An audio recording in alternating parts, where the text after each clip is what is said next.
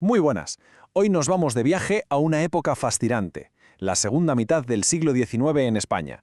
Es un momento en el que la literatura se pone una meta, una meta increíblemente ambiciosa: ser un retrato exacto, un reflejo fiel de la realidad. Vamos a meternos de lleno en los dos grandes movimientos que lo intentaron: el realismo y su evolución, el naturalismo. Y toda parte de esta pregunta, que es en el fondo la clave de todo. ¿De verdad puede la literatura ser un espejo de la realidad? Pues bien, los autores de esta época estaban convencidísimos de que sí. De hecho, su gran proyecto era exactamente ese: sostener un espejo bien grande frente al mundo para que la sociedad por fin se viera reflejada en él. Venga, pues vamos a meternos en materia. Y es que para entender esta nueva forma de escribir, primero hay que entender el nuevo mundo del que nace, porque como siempre, el contexto lo es todo. El giro fue radical. Se deja completamente atrás ese mundo interior, esa subjetividad, esa imaginación a veces desbordada del romanticismo.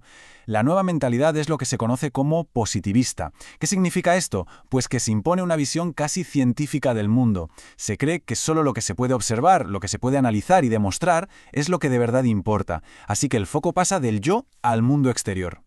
Claro, todo esto no pasa porque sí, ¿eh? Este cambio literario coincide con un momento muy concreto: el auge de la burguesía como la clase que manda y la relativa estabilidad política que trae la Restauración. Es justo en este caldo de cultivo donde la novela realista va a encontrar su momento de máximo esplendor. Y así llegamos al plato fuerte de la época. La novela no fue un género más, que va, se convirtió en el género dominante, en el vehículo perfecto para llevar a cabo ese gran proyecto de reflejar la sociedad tal y como era. Pero a ver, ¿cómo se construía ese famoso espejo? Pues la clave estaba en varias herramientas. Primero, la objetividad. El autor intentaba desaparecer, contar la historia como si fuera una cámara, sin dar su opinión. Para eso se usaba la figura del narrador omnisciente, esa voz que lo sabe absolutamente todo de todos los personajes, lo que piensan, lo que sienten, sus secretos más oscuros, y esto permitió un análisis completísimo. Y por supuesto las descripciones minuciosas, que eran cruciales. Se describía la ropa, las calles, el interior de las casas, todo con un nivel de detalle brutal para que la persona que leía sintiera que estaba allí viendo un trozo de vida real. Si hablamos de realismo en España, hay un nombre que se escribe con mayúsculas y ese es, sin duda, Benito Pérez Galdós.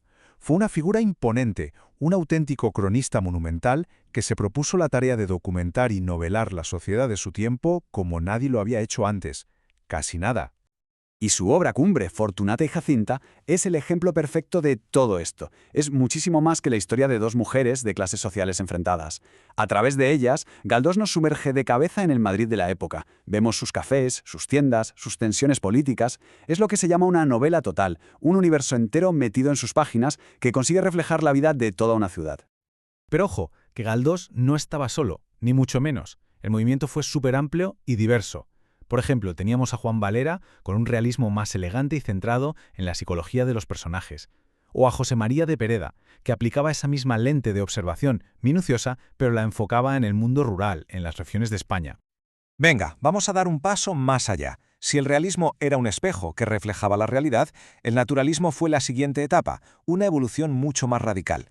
Aquí, el espejo se convierte en un microscopio de científico, listo para analizar la realidad con una crudeza aún mayor.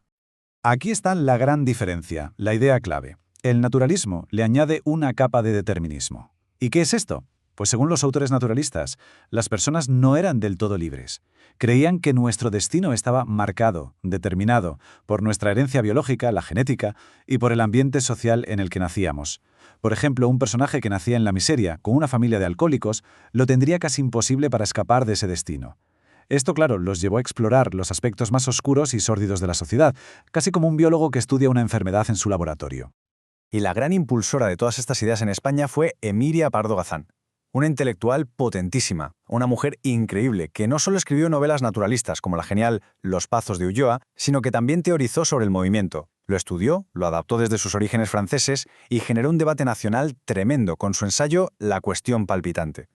Y si Galdós es la cima del realismo, la culminación absoluta del proyecto naturalista es Leopoldo Alas, más conocido como Clarín. Su novela, La Regenta, es sencillamente una de las mejores novelas jamás escritas. Es una disección quirúrgica, implacable y magistral de la sociedad de una ciudad de provincias, Vetusta. Una obra maestra indiscutible. Muy bien, Pero, ¿qué pasaba mientras tanto en otros géneros? Porque, claro, la novela reinaba, pero la poesía y el teatro también se hicieron eco de este nuevo espíritu, ya fuera adoptándolo de lleno o a veces reaccionando en su contra.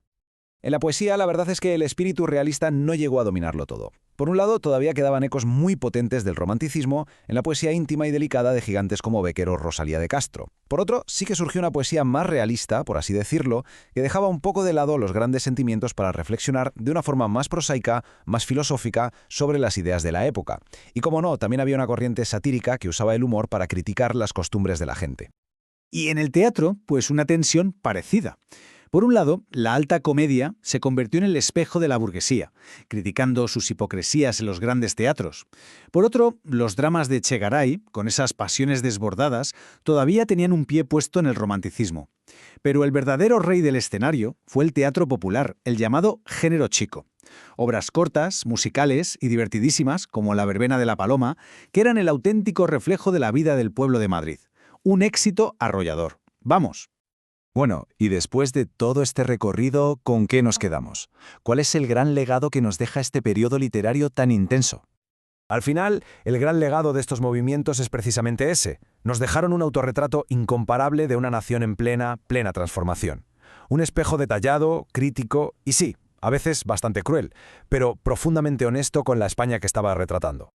Y esto nos lleva a una última pregunta, para pensar un poco. Si la novela fue el gran espejo del siglo XIX, ¿cuáles son los espejos que reflejan nuestra sociedad hoy en día? ¿Dónde buscamos nosotros ahora ese retrato fiel de nuestro tiempo?